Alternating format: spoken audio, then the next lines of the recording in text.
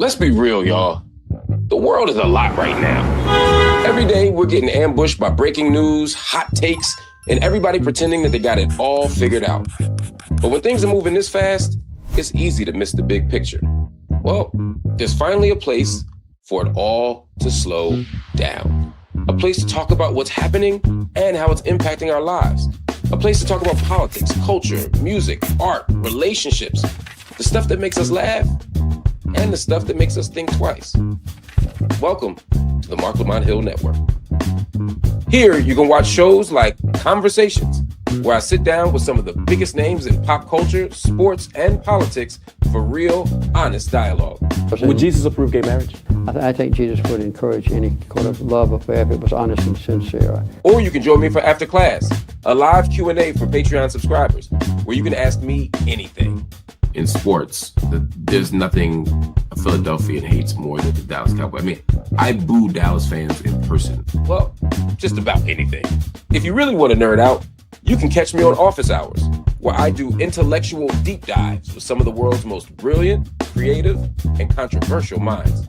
There's a letter in the Schomburg Center where Malcolm X wrote a letter to Elijah Muhammad. He says we have to get our prayer game up. Last but definitely not least, you can catch my wife Melissa and me for In This Thing Together, where we have honest talks about life, love, family, and community. Were you happy after our first date?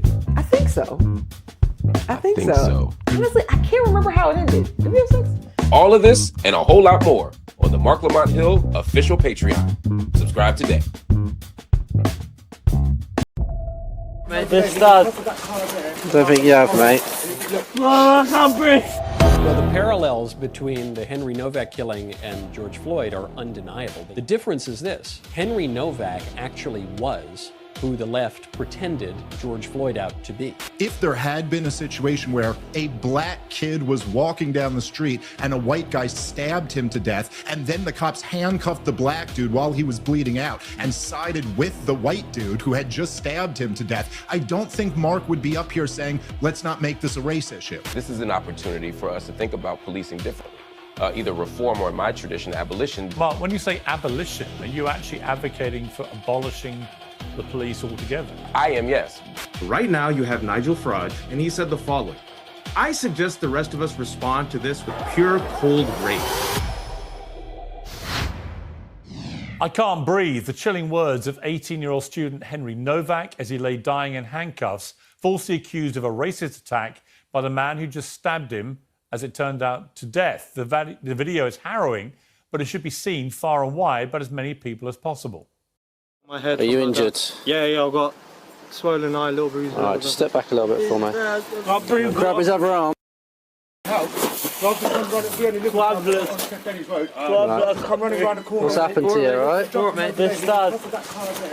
You've been stabbed? Whereabouts? Don't think you have, mate. Well, the police officers didn't believe he'd been stabbed. One of them actually told him directly. They read him his rights and cuffed his hands even as he lay dying. The officers did believe Vikram Digwar, Henry's Sikh killer, who stayed at the scene of the murder he'd just committed to falsely accuse his dying victim of a racist assault. The parallels with George Floyd are clear, but it's not about martyrdom. It's about how society and culture responds to tragedy and outrage. Black Lives Matter had global support to begin with, but unity in a crisis doesn't last for long. Facts change. People fight about the solutions. Fanatics in either camp use the public's passion to push fanatical ideas. And that's how BLM mutated into an obsession with racism and identity, hand in hand with believing all victims and assuming guilt.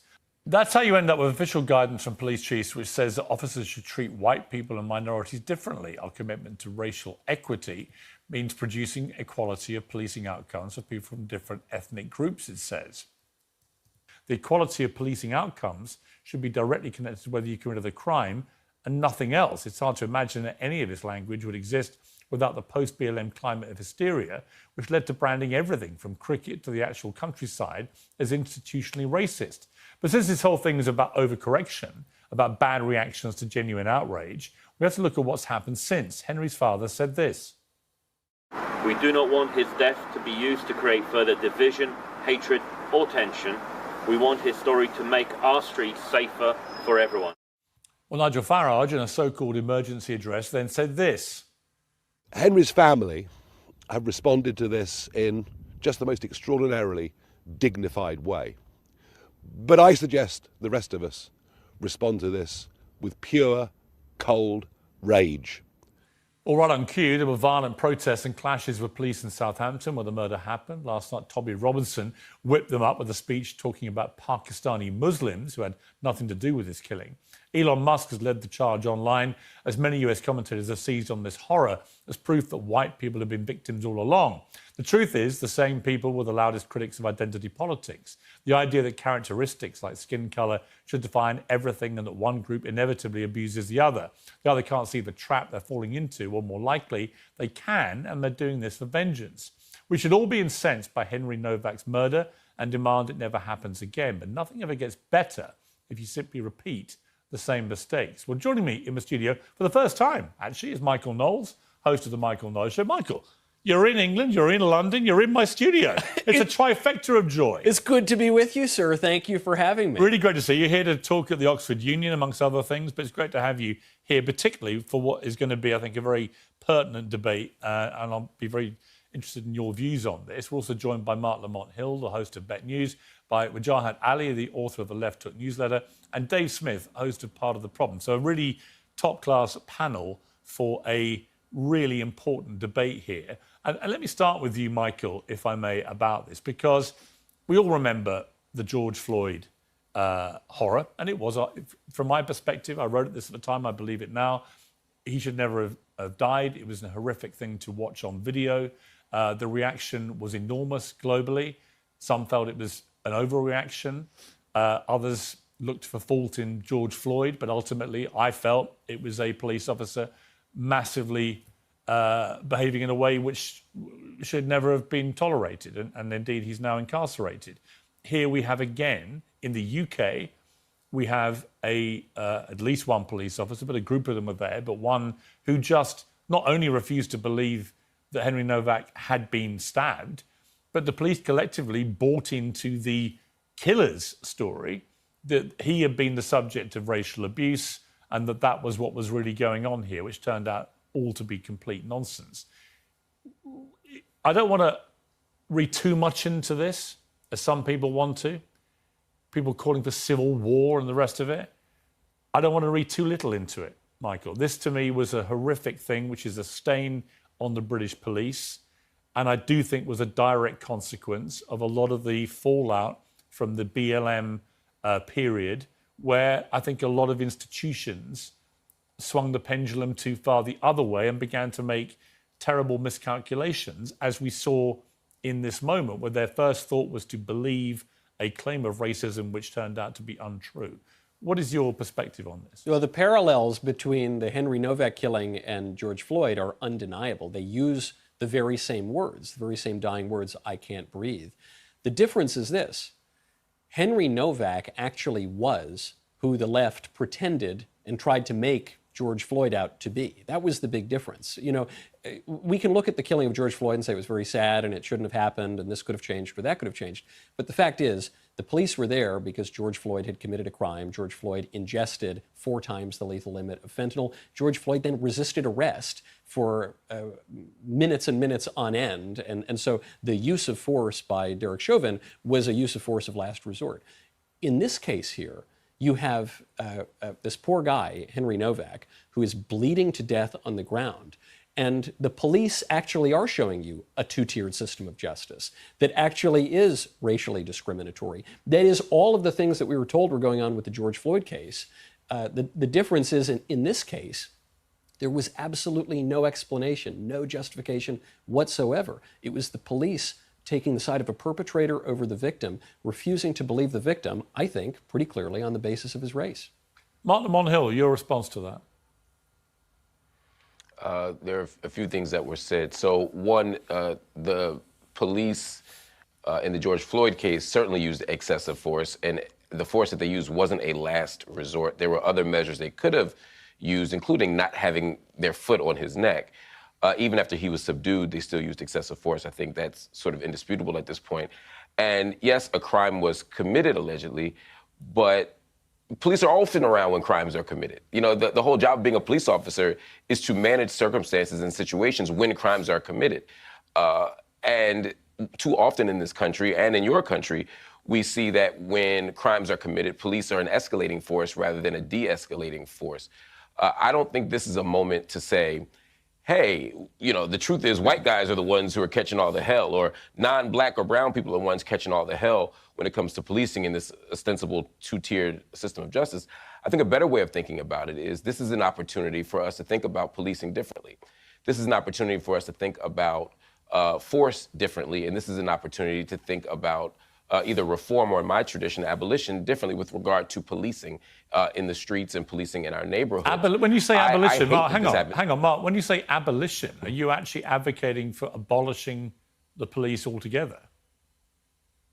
I am, yes, but I think it's more important. You have no police force at all.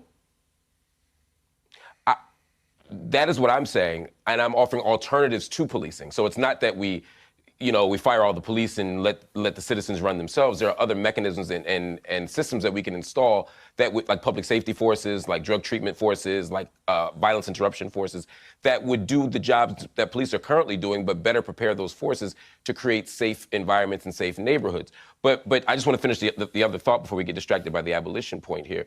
It's a pretty big point to distract the debate, I have to say. I mean, I hear you, but just calmly no throwing in, let's abolish the police. I mean, that's an extraordinary thing to say. I'm glad that you find it extraordinary, but it's no more of a distraction than pointing to George Floyd's alleged crimes when we're talking about an incident that happened all the way across the Atlantic. In both cases, we could focus just on this incident, and that's what I'm just trying to do as I finish this last point, which is a very simple one. What happened here was awful. The police should be held accountable. But we shouldn't be seeing, I don't want to see violence in the streets. I don't want to see people harmed. I just want to take this as an opportunity to figure out how we can handle this situation differently. And it doesn't mean giving different outcomes to people based on whether they committed the crime or not.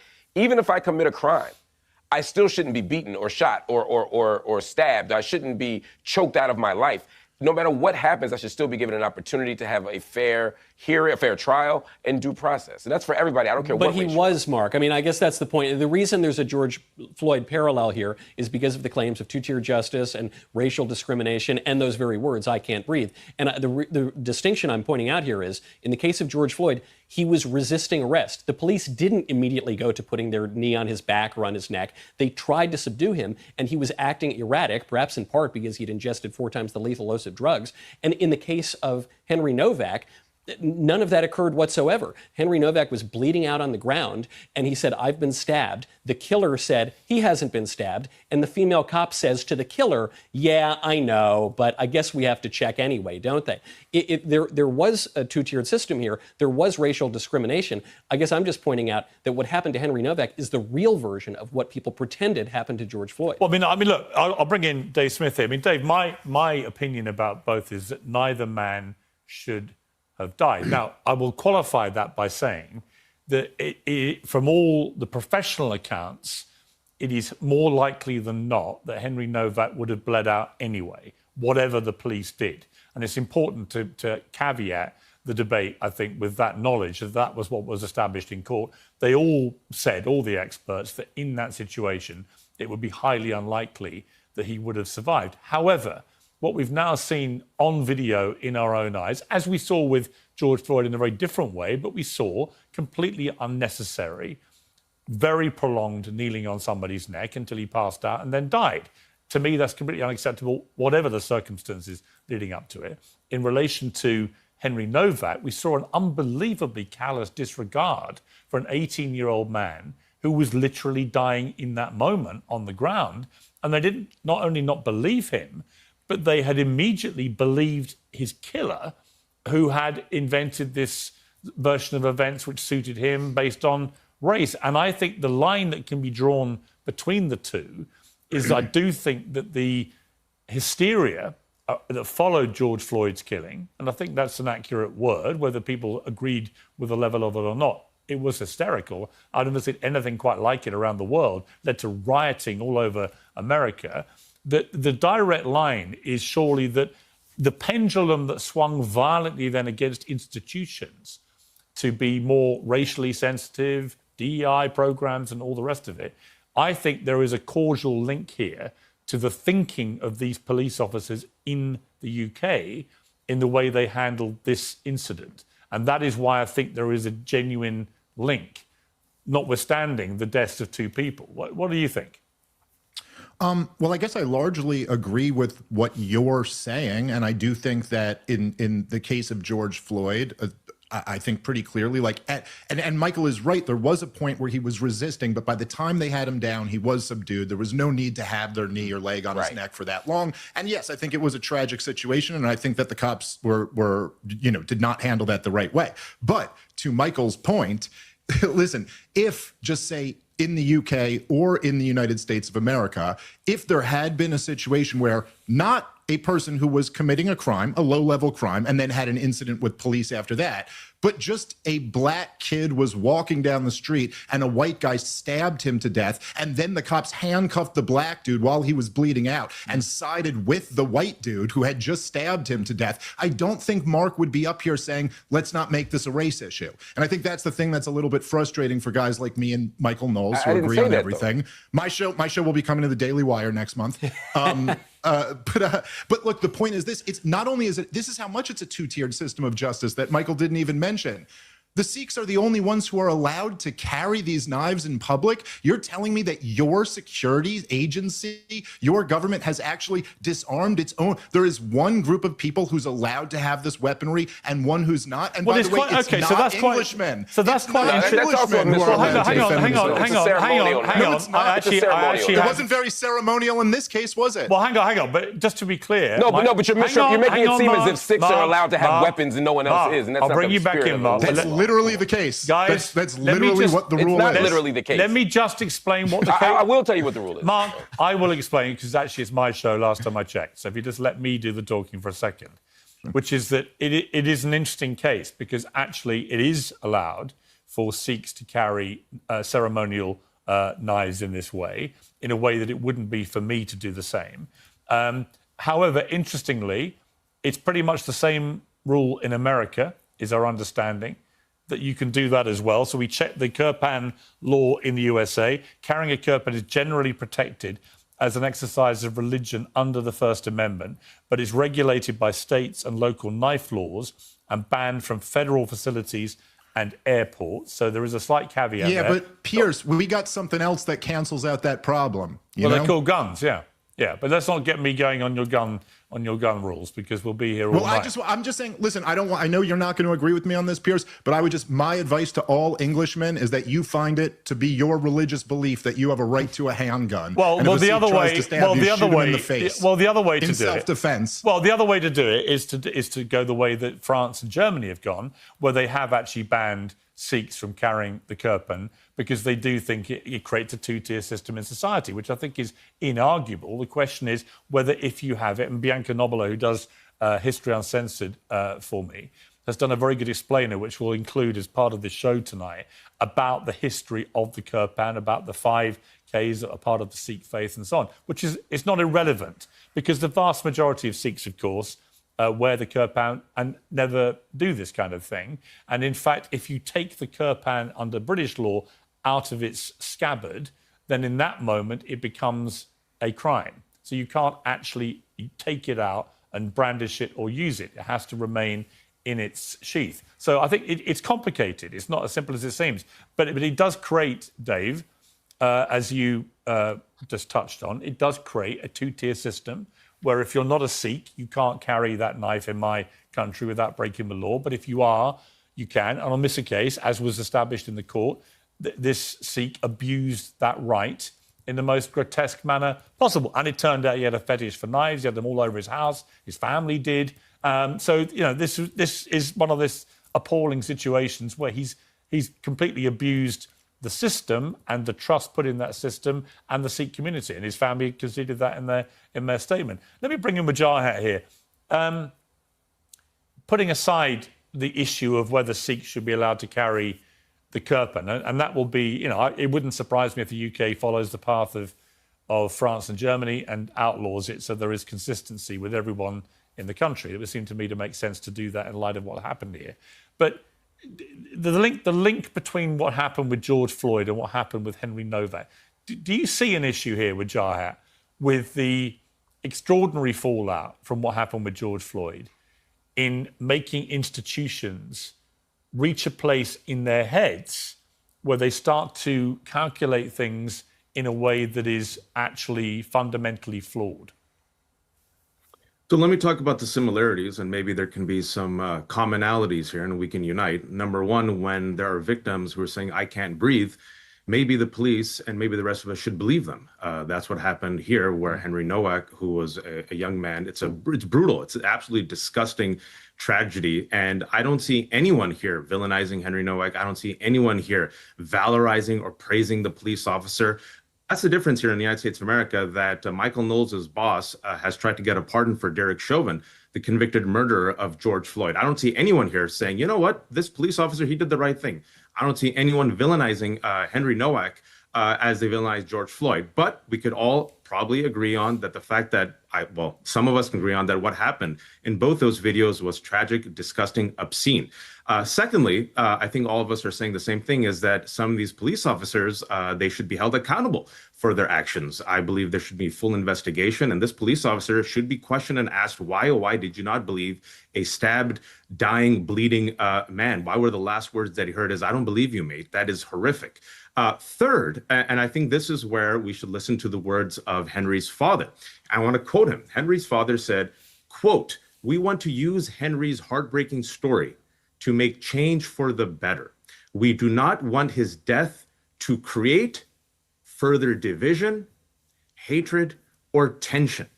I want people to sit with that for a second. This is Henry's father. They just buried their son, who was killed in the most heinous way, and then the police, that one police officer, those 2 or 3 police officers did not believe him.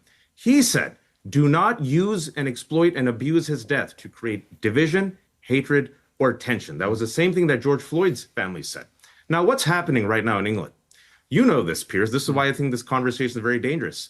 Right now, you have Nigel Farage, who listened to that, and he said the following: I suggest the rest of us respond to this with pure cold rage. You know what's happening right now in Southampton? Tommy Robinson, that fraud, I think you and I agree, complete fraud, criminal, racist, complete clown. He's sitting there encouraging his hooligans to go after Muslims. The killer's not a Muslim. Now they're already in Southampton attacking police officers, aggressively trying to protest against all innocent sick people, even though there was one deranged sick man. What happened 2 years ago, Piers? And this is why I want us to lower the temperature. You know this. Probably Michael doesn't, or Dave doesn't. Tommy Robinson, who was in Cyprus vacationing, this coward, released false information and blamed a young Muslim. It wasn't a Muslim killer. What happened is, for the next month, in 29 cities, all these hooligans, all these white supremacists, all these people who are fans of Nigel Farage and Tommy Robinson, what did they do, Piers? Right. They beat up police officers, injured 300 police officers. They attacked all innocent brown and black folks. There was looting and rioting. You see the same thing happening right now. So maybe we should lower the temperature, listen to Henry's father, not have, I don't know, opportunists exploit this for their own agenda, for rage bait. I know Daily Wire is dying right now. Maybe we can lead at the last rites if anyone here is Catholic. Good luck, Michael. Dave, I would recommend not going to Daily Wire right now if you've seen the hemorrhaging of the money. But I digress. You do what you have to do. But maybe don't engage I don't think it's really going to hate happen. mongers. Don't engage in these hate mongers, and look at what happened 2 years ago, Piers. You saw this happen 2 years ago. Let's lower the temperature. Well, the reason I tried to cut in was we lost your sound as you explained what that was 2 years ago, which was an incident where, an appalling incident where 3 young girls were killed by a deranged maniac who initially, the reporting was that he had come over illegally on one of the small boats on the southern border of the UK, and that turned out to be completely untrue.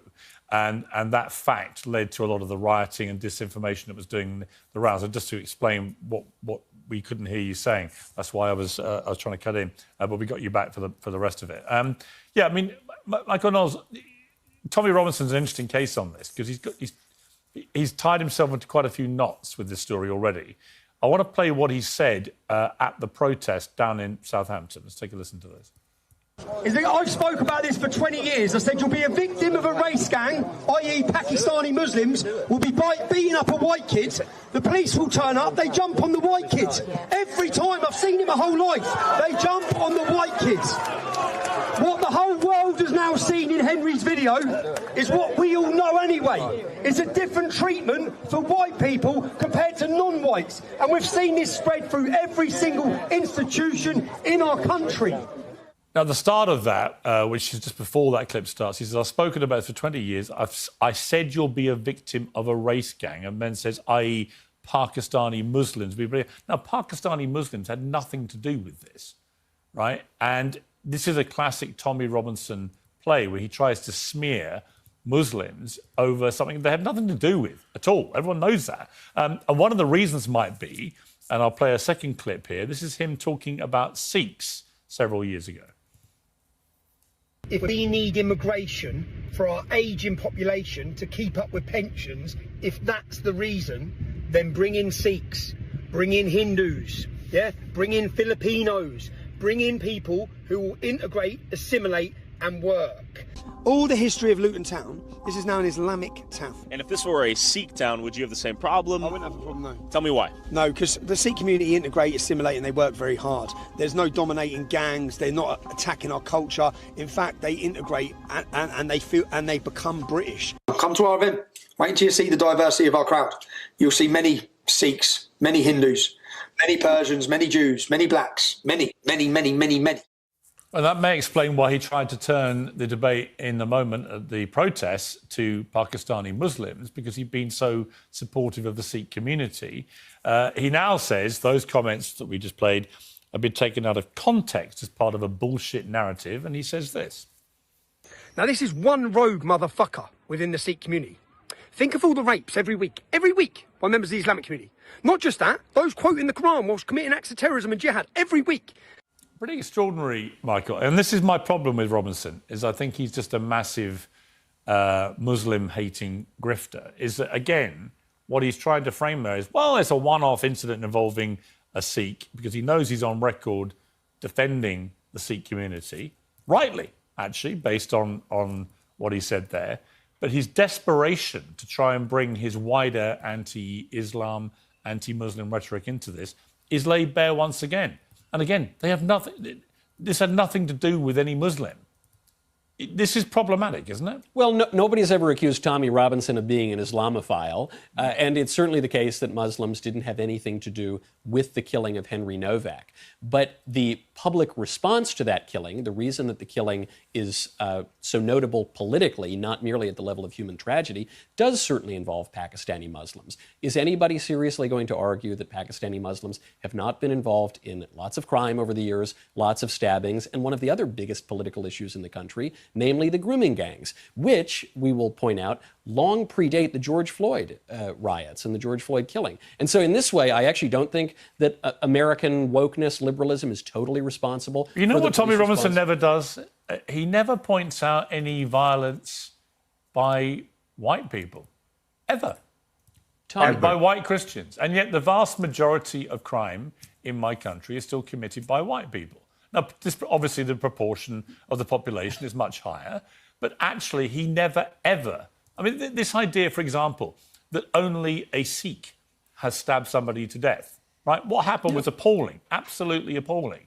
But there will be a lot of knife crime up and down the country in the last week in this country.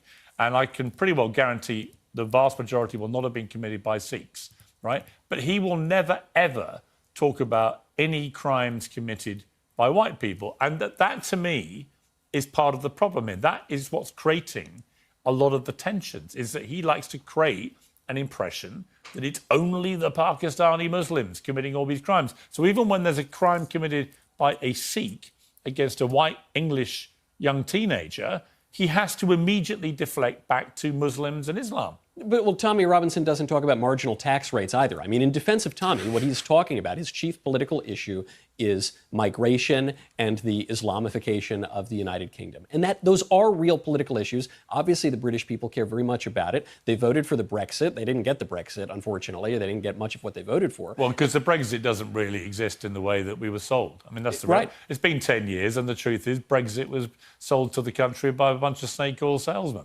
The Brexit, obviously, the voters did not get what they wanted. And so the reason that the killing of Henry Nowak has such political importance, I think this is the point we have to keep coming back to. It's not just because a lunatic Sikh stabbed a poor innocent white boy. That's awful. Obviously, that doesn't indict all Sikhs. I don't even know that that's an argument to get rid of the ceremonial knife.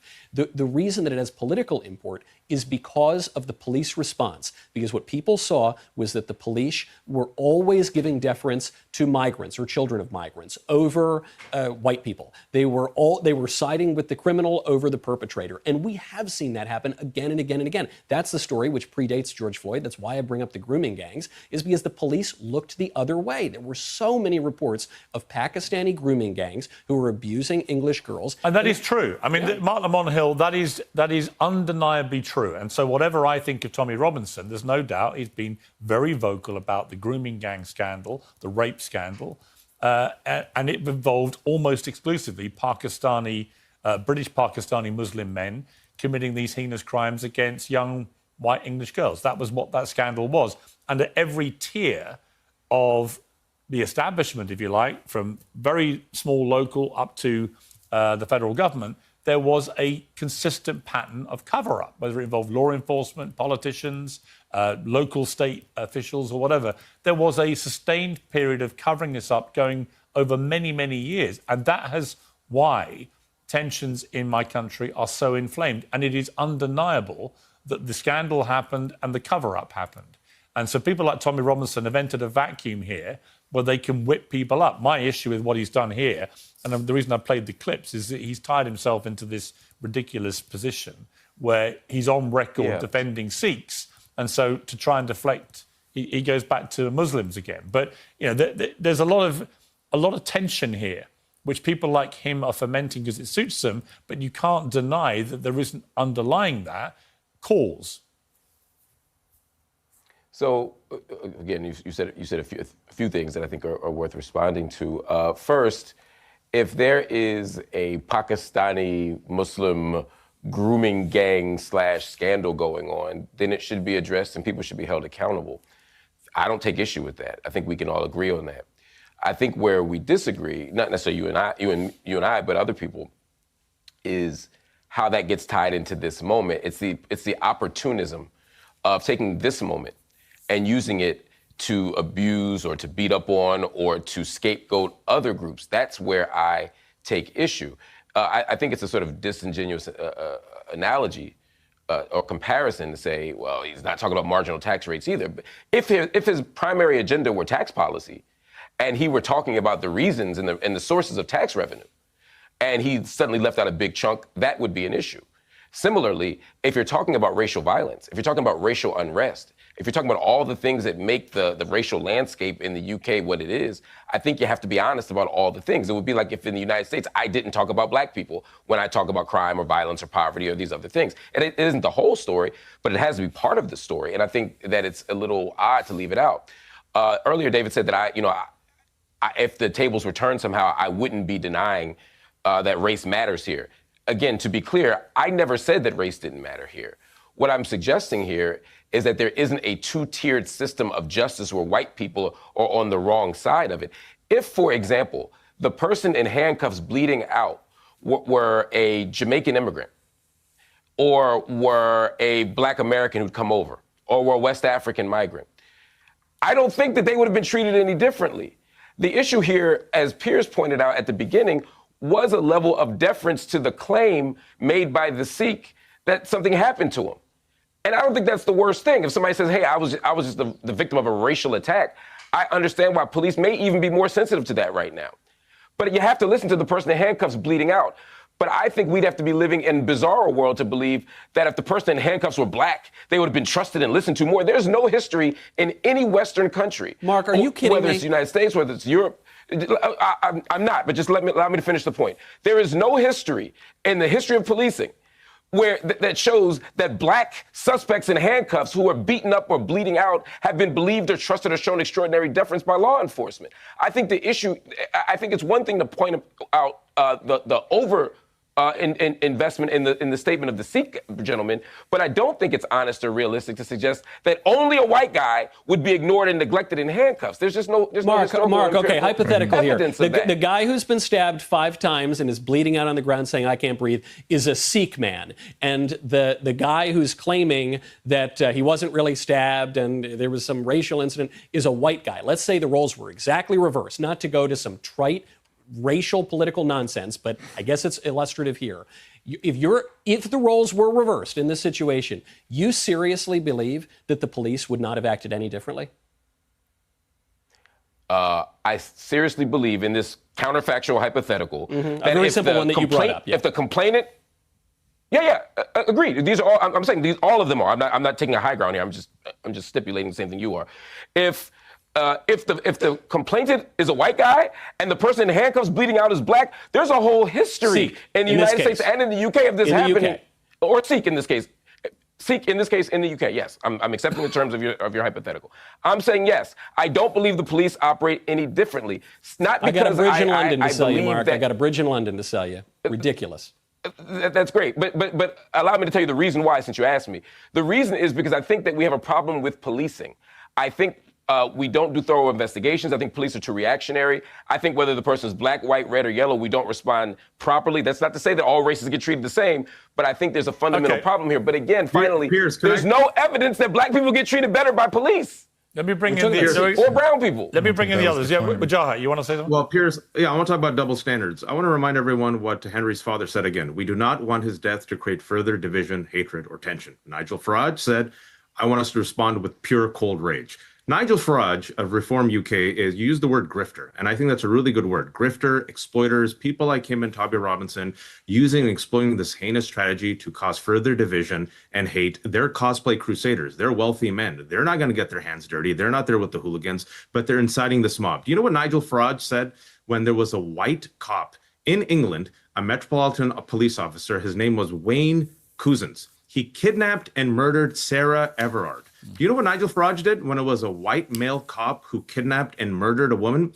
He on his own released a 5-minute video saying, hey, you can't blame all men and cops. Come on now, this was a one-off. It just happens to be one bad male cop. Don't blame all cops. Don't blame all men. That same Nigel Farage, the day that Henry's father said, do not use his death to create further division, hatred, or tension, said, oh, because it's a brown killer, respond with pure cold rage. And it's really because it's not a one-off, Wajahat. That's why. Wait. It's really interesting that Michael Knowles of the failing Daily Wire, the world's smallest violin, Michael, good luck. You'll land up, I'm sure. It's amazing. My paychecks keep coming in.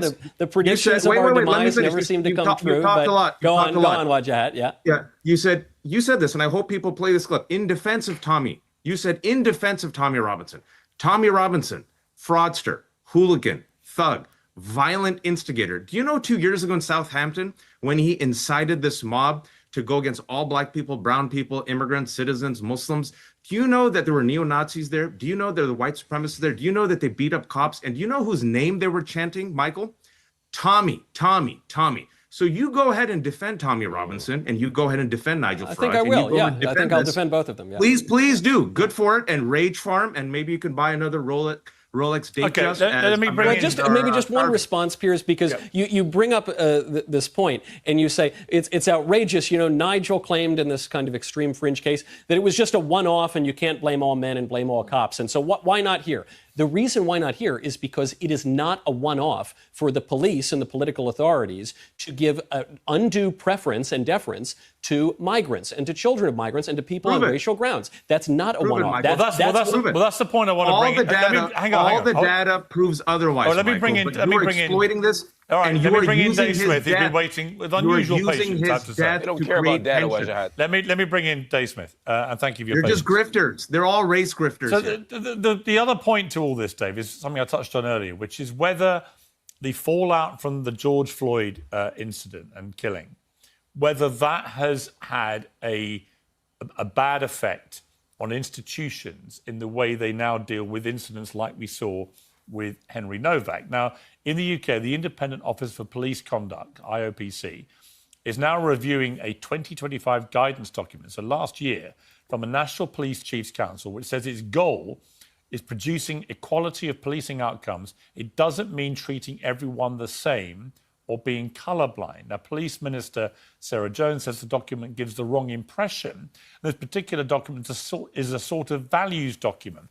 It's quite a short document. I don't think it forms the basis of training or police activity. It is an official MPCC document, yes, and it's being reviewed. We think the language is wrong and gives the wrong impression. Now, the MPCC text reads exactly: our commitment to racial equality means producing equality of policing outcomes for people from different ethnic groups by responding to individuals and communities according to their specific needs, circumstances and experiences, with understanding that these will be radicalized and with the racialized and with the aim of reducing harm. It does not mean treating everyone the same or being colorblind, brackets, racial equality. Now, they can say now that it's being misconstrued and taken the wrong way, whatever, but it is quite possible that this is filtered through police forces up and down the country and that they've been effectively instructed not to treat everybody the same, not to be colourblind, so to be aware of people's racial ethnicity in incidents like this, and that is why they were moved in the moment to believe the Sikh when he came up with this nonsense story, and why they didn't believe the white guy bleeding to death. I'm not saying that is what happened, but I'm saying it is a possibility given this guidance, and that the guidance wouldn't have existed, I don't think, without the George Floyd fallout. Hence the line that I think is quite possible to be drawn. Yeah, well, I mean, look, Piers, since you bring up the George Floyd fallout, I mean, what you're talking about was like the worst riots of my lifetime, billions of dollars in property damage. There were dozens of people who were murdered in the George Floyd riots, and there were hundreds of vicious assaults and just terrorized civilians all around this country. And largely what the police did was stand down and allow it to happen. Now, there were, of course, because the police always give you the worst of both worlds, there were also some examples where they threw, smoke grenades into crowds of peaceful protesters, but they didn't stop the actual violent rioters. And look, again, as we were talking about before, no one, certainly not me or Michael on this panel, are saying that this is indicative that it's all Sikhs or that most Sikhs are violent like this. But again, look at the facts on the ground. You have one class of people who are allowed to carry this weapon on them. You have another class of people who are totally disarmed and not allowed them to defend themselves. And in the moment, when there's an accusation of bigotry, that's enough to get everybody to freeze and go, ooh, we better err on the side of not being the bigots, because they know, as we've learned over the last 15 years, that that's what's going to get your face in the paper. That's what's going to go super viral. That's what will actually lead to violent riots and things along that nature. And, to your point, Piers, everyone should know this already by now, but as soon as you start thinking of equality of outcomes, you're an enemy of justice, because there's no such thing as collectivism and justice. If you're thinking at all in any part of your mind as a function of police work, that the overall result of this has to be that different groups end up being prosecuted in the same way, the only thing you should be thinking about is the justice in the immediate short run. And there's absolutely, egalitarianism is just such a revolt against nature, a revolt against common sense. The idea that every single group should end up at the same end goal is ridiculous. It's like expecting, it's like running a race. It's like, no, one second. White it's like supremacy is better, right? Hold on. Fascism is better, right? I don't think Dave's saying that. Let me just get my last sentence out. Let him finish his point. Let him finish his point. Finish the sentence. It's like running a race with the expectation that everyone will finish at the exact same time. That's not how human beings work. We end up in different places. But I think the problem, and Marc Lamont Hill, just because I want to move on to something else before we finish, but when the police are giving out official guidance from their authorities that it does not mean treating everyone the same. I'm sorry, but as someone who lives in the UK, I'm appalled that any of the police forces in my country would be led to think that we don't treat everyone the same. The starting point for justice at any level should be that everybody is treated the same, surely. So my response to that, first, is that the expectation from those of us who've been doing this work as activists, as organizers, is to have the same outcome, not in judicial decisions, not in terms of jury verdicts, but in terms of treatment, meaning that every single one of us should have the same. Treated the same. You would agree, So, Piers, right? two statements were made. Piers, two things were said, one by David, one by you. I'm addressing David's point first, and then I'm going to respond to yours. I'll do them both in 20 seconds.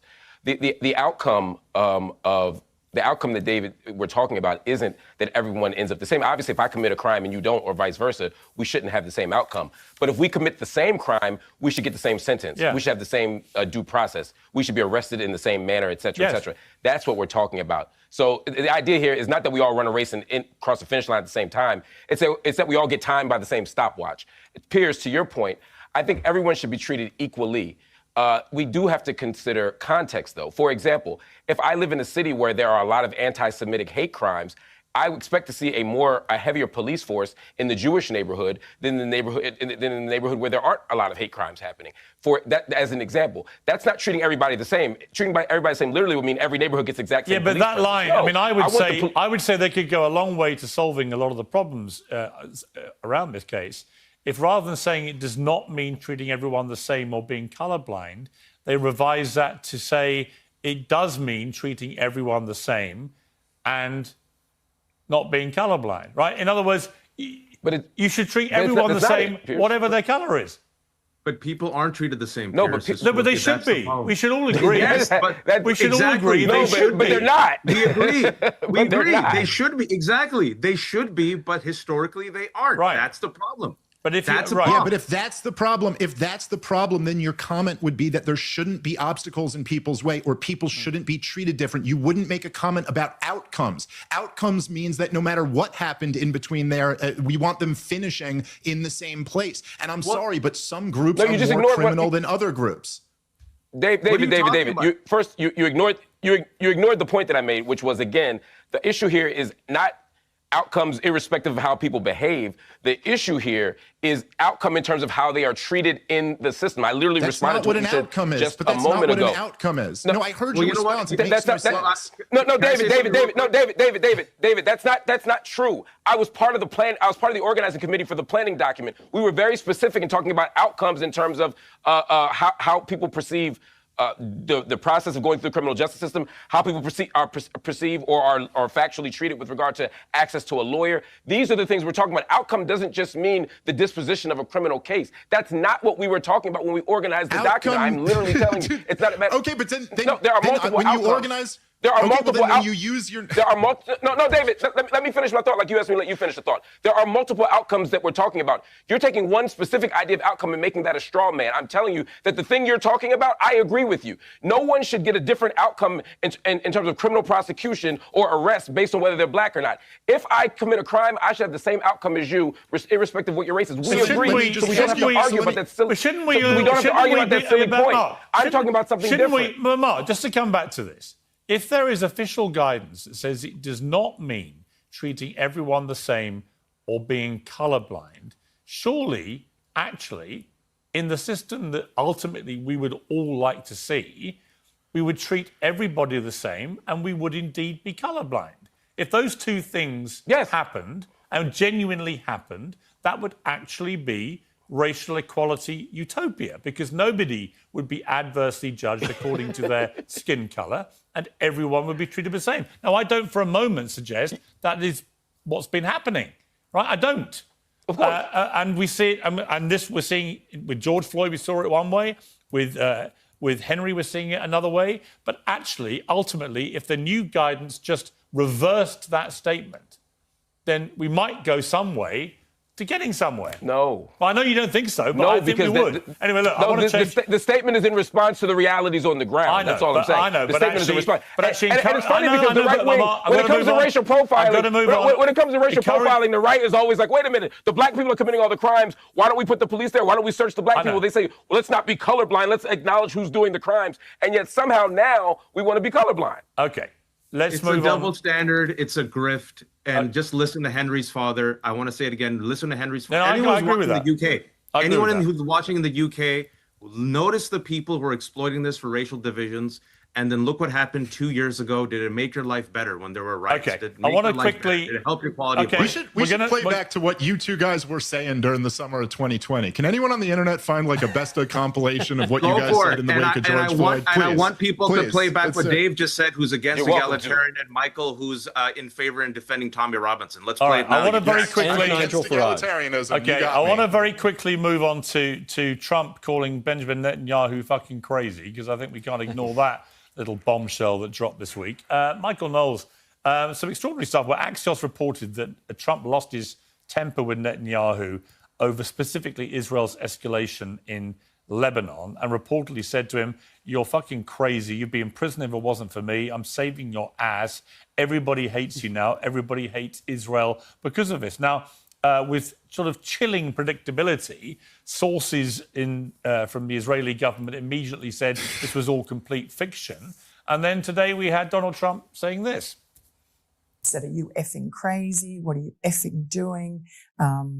I helped you stay out of jail." Is that true? Did you speak to him in those terms? I did. I wouldn't say angry. I was a little bit perturbed at his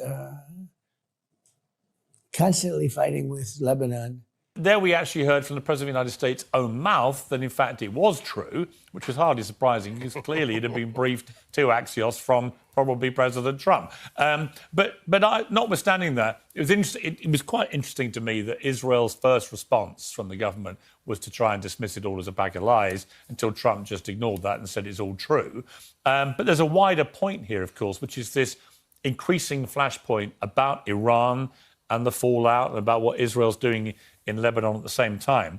And I want to play you a clip from this show, Michael Knowles, a few weeks ago. I'm not freaking out until week 6. He said it would take 5 weeks. I'm going to freak out on week 6. I don't care how my oil futures are doing. He has a very good record. He's the only president in the last quarter century on whose watch Vladimir Putin hasn't invaded a country. His attack on Iran over the summer was excellent. His decapitation of Venezuela took 88 minutes. He dropped the Moab. He killed Soleimani. He's just done very, very well on foreign policy, which is why for now I say let him cook. However, well, we've let him cook now for 13 weeks. You said you would be freaking out at week 6. You're showing remarkable calm, Michael Knowles, for a man who ought to be hyperventilating now, given what an absolute quagmire of a mess it actually is. Do you accept now that my own view about this from early on, including in that debate, which was this was heading into just a gigantic mess with no easy end game or win, was probably more accurate? Piers, don't you know this is my freaking out? I have very low blood pressure. I keep my cool all the time. But what's funny is, from the beginning, before the war started, on the very day we were broadcasting, the day that the war began, and consistently ever since then, I have not changed my view one bit, which is that had I been on the NSC, nobody invited me, I would have made the arguments against the war. Not because I don't think the Iran regime has it coming, not because I don't think it could be in America's strategic interest to change things in Iran, but because I didn't think there was a reasonable probability of regime change there. Maybe we can set back the nuclear program. I guess that's a worthy goal. But from the standpoint of proportionality, I didn't know that the goods to be achieved in a major war in Iran were really worth the costs. That was my position before, at the time of the strike, and afterward. Now, President Trump would say the war did only go on for 6 weeks, and we've now been in a ceasefire ever since then with Schrodinger's Strait of Hormuz. But my analysis of the situation remains exactly the same. You know, the issue here is, if you go all the way and you push for regime change, 1, it might not work. 2, it might end up being worse than it was before. And 3, there's absolutely no political appetite for it whatsoever. And then the only other alternative is a deal that probably people are going to be unsatisfied with. But from the beginning, I've pushed for the deal. I just don't see how a major regime change war is going to work here. And so what you're seeing with President Trump and Netanyahu, where you say, did he really, did he not? It's helpful to the White House for that news to get out. Then the Israelis downplay it, so now I kind of believe the White House. But then Trump admits it. And so what is it? Really, even that situation hasn't changed, which is the U.S. and Israeli interests have diverged at this point on Iran. Israel does not want an end to the war. Israel wants regime change. Iran is a greater threat to Israel than to the United States. Israel's support is collapsing in the United States, even among Republicans. So I think the Israelis are looking at this as the last chance to really give them hell in Iran. And if I were the Israeli prime minister, I wouldn't want a peace deal either. But if I'm the American president, I want a peace deal. I think that's probably the best case for the American interest, given where we are right now. That's going to irritate the Israelis. They're allies. Our interests align a lot of the time. Here, I think they're diverging, and that's why you're seeing these two men yell at each other. Wajahat, I think that's the important part of the story. Well, hang on. Wajahat, I would say the likelihood is that Donald Trump will get out of this war sooner rather than later because of the catastrophic political damage it's causing, not just to him personally, but to the Republicans. They've got the midterms coming and so on. What's very hard to see is how he's going to claim any kind of Pyrrhic victory if the Iranian regime remains in place, as seems very likely, with the Ayatollah's son replacing his killed father. You have the IRGC clearly still in a firm grip on the country, no popular uprising at all of the kind that Netanyahu had promised Trump would happen if they decapitated the leadership. And the Iranians, even worse perhaps than any of this, is despite suffering a lot of damage to their military capacity, which is undeniable, they have managed to turn the Strait of Hormuz into perhaps the most powerful weapon of all. And they've been holding the entire world over an economic barrel, where 20% of the world's energy goes through, including fertilizer, gas, and oil. And every time anyone tries to put more pressure on them, they fire off some rockets at their Gulf state neighbours, which causes them untold havoc and economic damage as well. I don't see how this ends well for President Trump, and I cautioned that from day one. And I fear that he's going to have to get out of this in a way which, if you compare it to, say, the Obama deal that he's always ridiculed, it's going to end up being, I would imagine, something that's very hard to deny will be an ignominious retreat and failure. As a result of Donald Trump's failed war of choice, we have replaced and killed the older, dying Khamenei with a younger, more radicalized Khamenei. The Strait of Hormuz was open, now it's closed. 12 servicemen have died. Thousands of Iranians and Lebanese have been killed. Our Gulf allies now are retreating and seeking new alliances. Our bases are under attack. The price of gas has gone up to $4.50, and according to the Trump administration, it's going to keep going up till 2027. Some people might say go up to $5 or $6. The price of groceries, which was already up due to Trump's failed war, trade war of choice, is going to keep going up. He betrayed his base and said no forever wars. Now he has this unwinnable quagmire. He can't win. Also, United States looks weaker because United States, the world's greatest military might, cannot force Iran to open up the Strait of Hormuz. So then he goes with his tail tucked between his legs to China to get it to open up. And China said nope. He has his allies try to open up. They say nope. He already has a black eye. He's lost. This is the only way out. The only way out is for Donald Trump to say, I made a mistake. I'm the only president in the past 47 years, no Republican president, no Democratic president was dumb and reckless and stupid enough to follow Israel in this quagmire. Donald Trump was the only person who chose to do it. And as we know from New York Times reporting, even the people around him, Marco Rubio, Coates, J.D. Vance, said this was a mistake. But Benjamin Netanyahu came in and buttered him up, and Donald Trump said, okay, Benjamin Netanyahu, do what you want. And then you had warmongers and Zionist fanatics and war hawks like Ben Shapiro, who went all in for this war. And I'm just going to say this because I just listened to what Michael said. There's a great line from Born Identity. Look at what they make you give. Young conservatives, look at Michael right now. Look at what they make you give. For the sake of his boss, Ben Shapiro, he still goes all in on this failed war. World's smallest violin playing for the Daily Wire. Hold on. I still go all in on this failed war. It's very interesting, Wajahat, because it seems you really want to debate my friend Ben Shapiro, and I don't know if he'll have you on. I don't know if he knows who you are, so maybe not. But in any case, the thing that I said... Well, I would love to have my old friend Ben Shapiro on. And unfortunately, he hasn't talked to me for a year and a half since I began to be critical of the Israeli government. Maybe you could put a word in for me and see what I'll give him your number, Pierre. I'll pass. No, I've tried texting him. He used to reply all the time. But ever since I began to criticize the Israeli government, there was a complete drawbridge between Ben Shapiro and I. You've had me on too many times, Piers. As a guy who prides himself as being the king of free speech, and I don't think it's fair to judge Michael here by any issues with Ben Shapiro, but I do think it's interesting.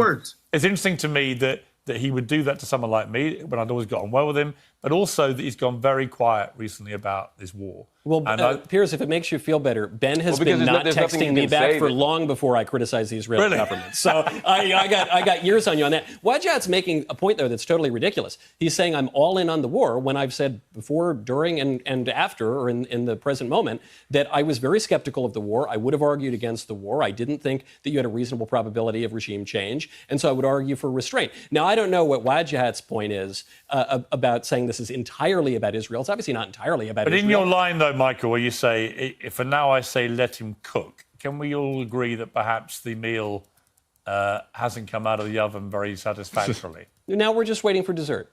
I hope there's a cherry on top of this sundae, but I agree with you, it's very hard to do. Let me give the other two guys a chance to come on this. Just quickly, if you may. Dave Smith, we've talked about this a lot, but this whole splinter now between Trump and Netanyahu, I think was entirely predictable because, as Michael said, they have parallel objectives here.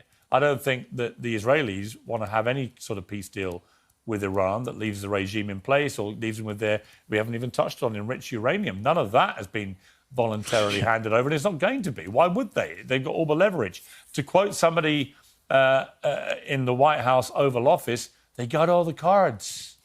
They got all the cards. And there's an irony to that, because militarily, Dave, it's inarguable the Americans and Israelis militarily have caused a lot of damage to the Iranian military, but they haven't won the asymmetric war, which has turned out to be more important.